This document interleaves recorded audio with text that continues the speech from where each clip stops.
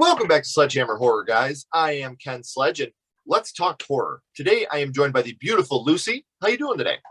I'm good, thank you. How are you? I'm doing very well. We're here. It's Michigan. It's February 2nd, and it is Snowmageddon here. So that's why you guys may notice a little bit of a different background. I have to do this at a different location today due to lack of internet. So besides that, let's talk about you a little bit, though, Lucy. You're a horror writer, content creator, and podcaster from Scotland. You also co-host the Spooky Slumber Party podcast, Ghoulfriends, every Wednesday, as well as a contributor to Hear Us Scream, which is cool to see your own writing published. I'm sure that had to be pretty cool. Yeah, it's amazing. I've got the book behind me. It's my little pride and joy.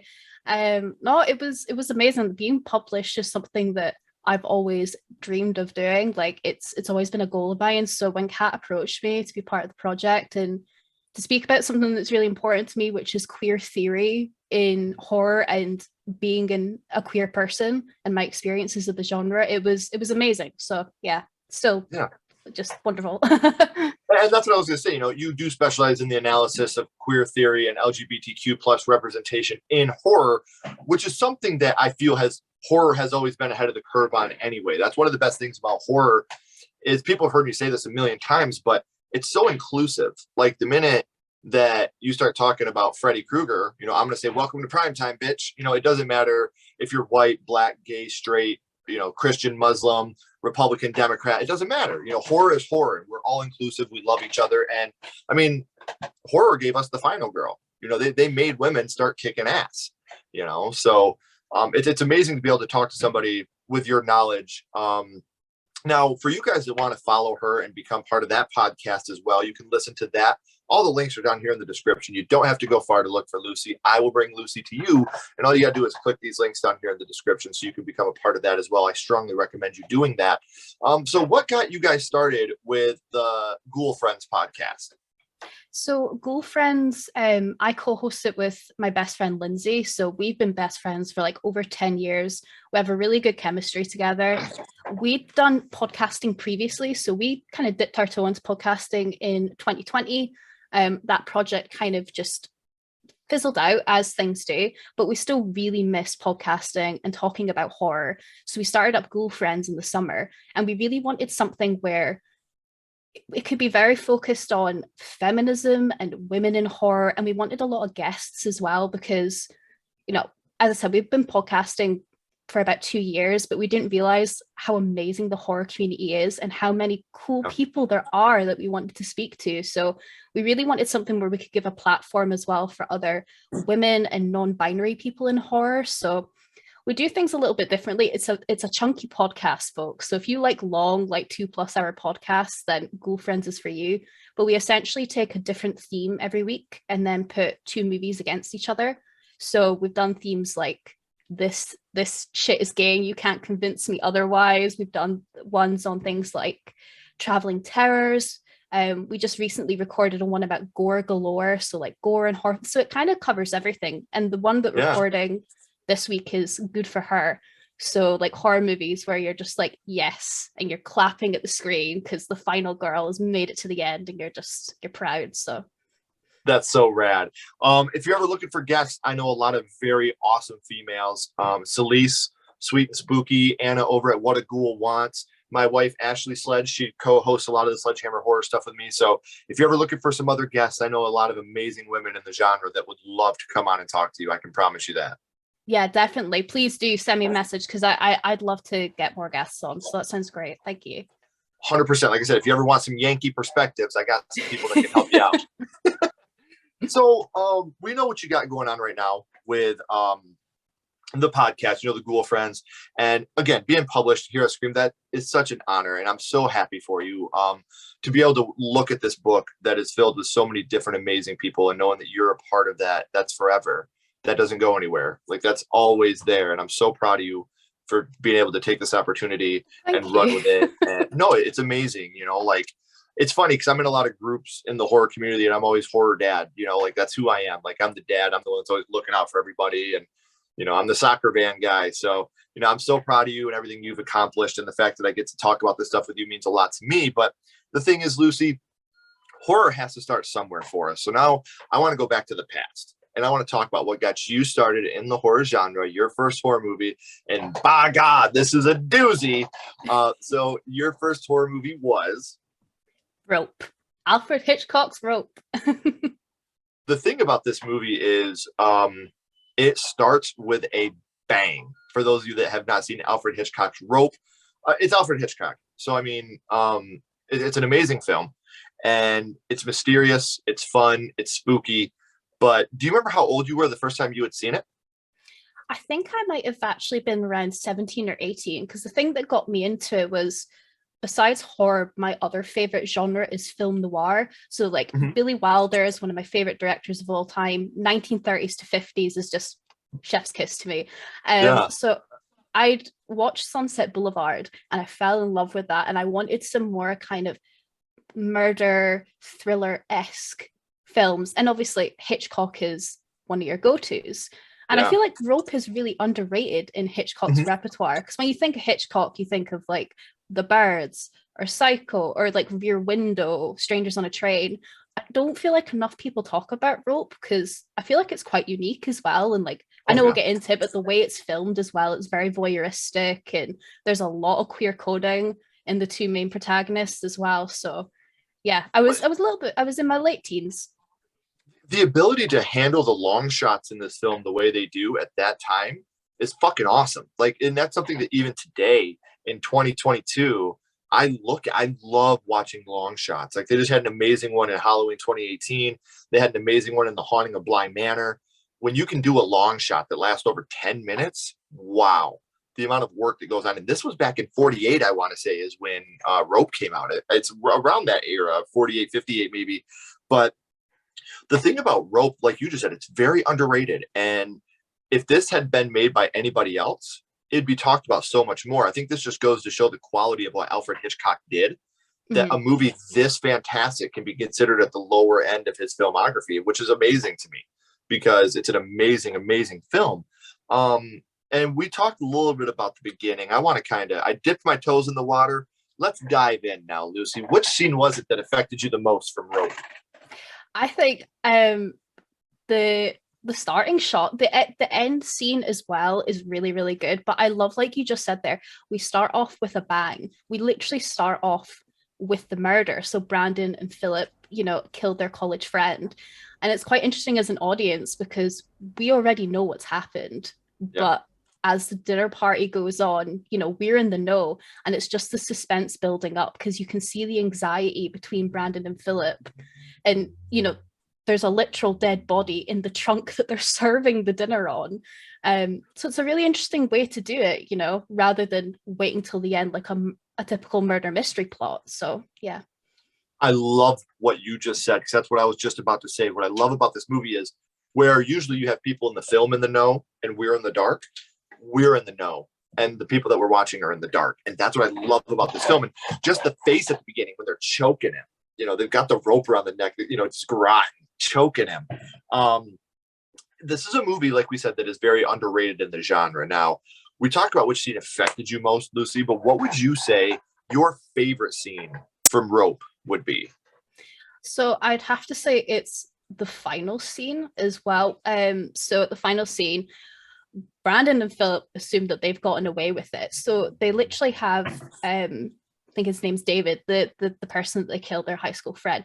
They have his fiance over for dinner. They have, they were trying to get his mum, but they have his family there. They're basically being like quite cocky about it. Like, we've pulled off the perfect murder. But little did they know at the end, Rupert. Yeah, so Rupert, who's is in the know. And he shoots 3 gunshots in the air and says to them essentially, like, you can't play God. And we have this end scene where I think it's like Brandon's on the piano and then Philip's like having like a whiskey on the sofa, and then you can hear the police sirens and it just fades to black. And I love that. And there's so much subtext in there when it comes to like queer theory as well, because a lot of Hitchcock films are gay, or like a lot of gay undertones, like Psycho, Birds, Rebecca. And it's in this as well because there's a lot of tropes with queer people in horror as well. And one of them being, gays being the serial killers, or the other Right. way is the bury your gays trope. And this is just such an interesting take on it, because throughout the film you can tell there's something between Brandon and Philip, and just this exchange with Rupert as well. It's almost like a love triangle thing going on. And the Mhm. tension, yeah, I love it. Sorry, I'm rambling. It's so good though. No, no, I love this. Like, I love to hear your theory about this, because that's something else I was going to bring up with Hitchcock, because I know that queer theory is something that means a lot to you. And we have the obviousness of Psycho, Yeah. where, you have this person that's dressing up as their mother and committing murders. And there's a lot of queer theory that comes along with that. But Hitchcock did that in a way, not just with Psycho, but with his other films, that wasn't just outright. He was a horror movie first, but he had his meanings and his messages in there. And that's what I love about it. I don't mind a movie with a message. I give me a message. I want to feel something. That's what I want to be entertained. I want to feel something. And I think that the people that are all about, I can't tell you how many times I had the conversation where Candyman 2021 was a woke film. And I'm like, have you seen the original? Like, have you watched, and I'm going to say this right now, and I've said it before, horror has been woke since the 40s. It's something they've Yeah. always been ahead of the curve. Look at Night of the Living Dead 68. I mean, People Under the Stairs, Tales Mm-hmm. from the Hood. You have all these movies that have always been about social injustice or racial injustice or poverty injustices. And they make them a horror movie, but they still have their message with them. And it's something that I've always loved about horror. And that's what draws me to it as well, is everybody that's in the horror community is a family, and we look out for each other and we care about each other.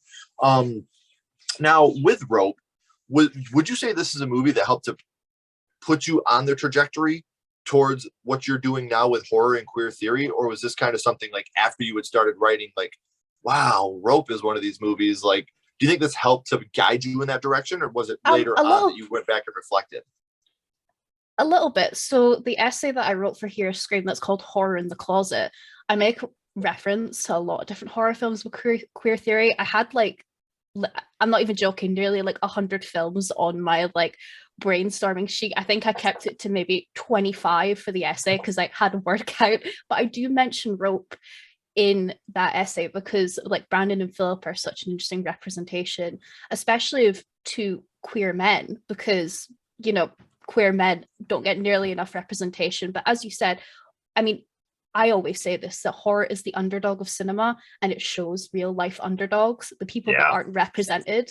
There's a reason that queer people or people that are neurodivergent or Black people, anyone from a marginalized community, can see themselves in the villain because they've been ostracized since the dawn of time.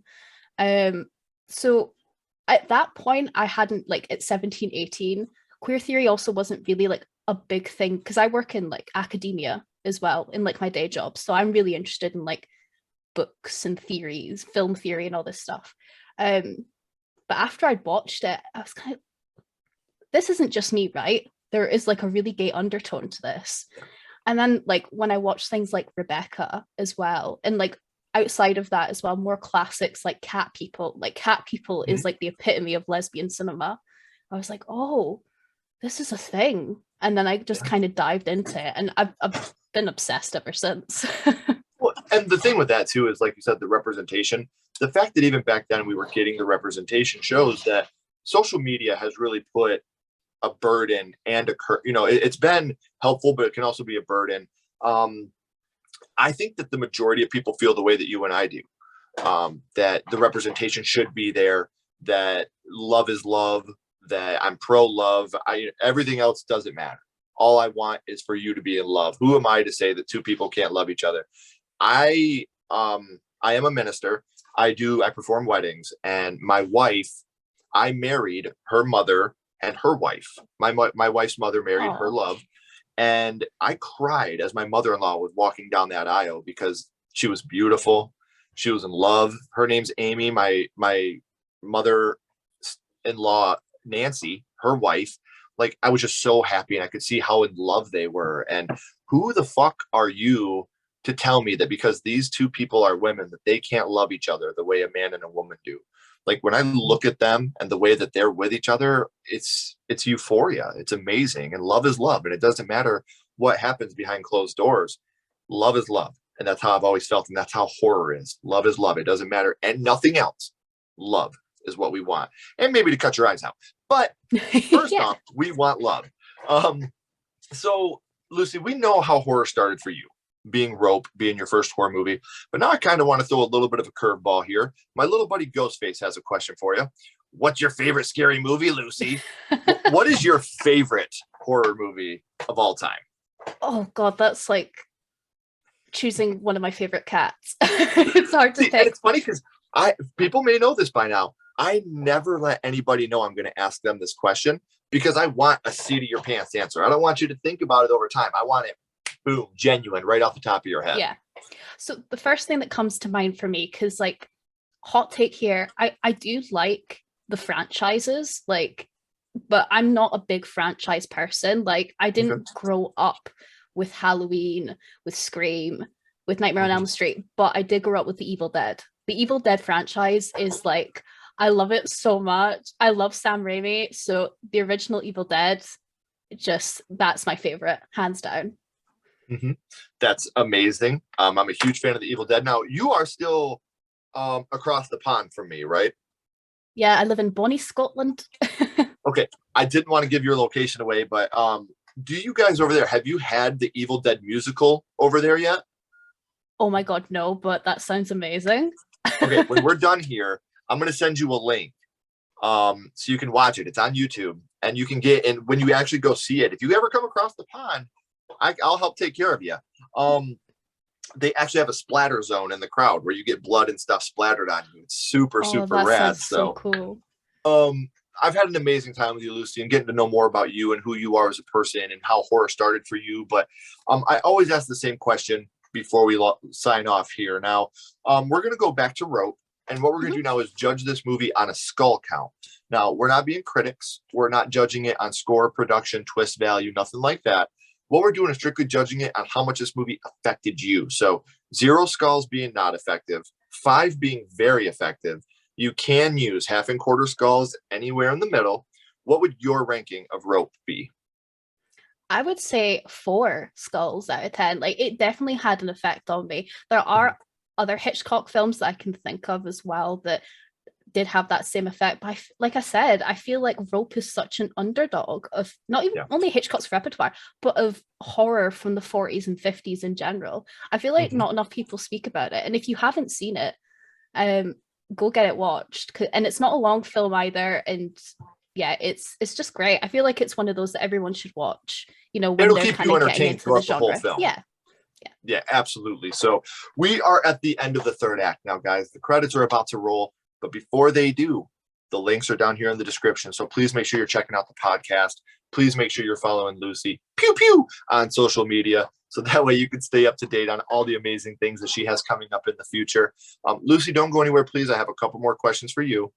Everybody else, as always, keep talking horror, stay what you are, and we'll see you guys soon. Bye.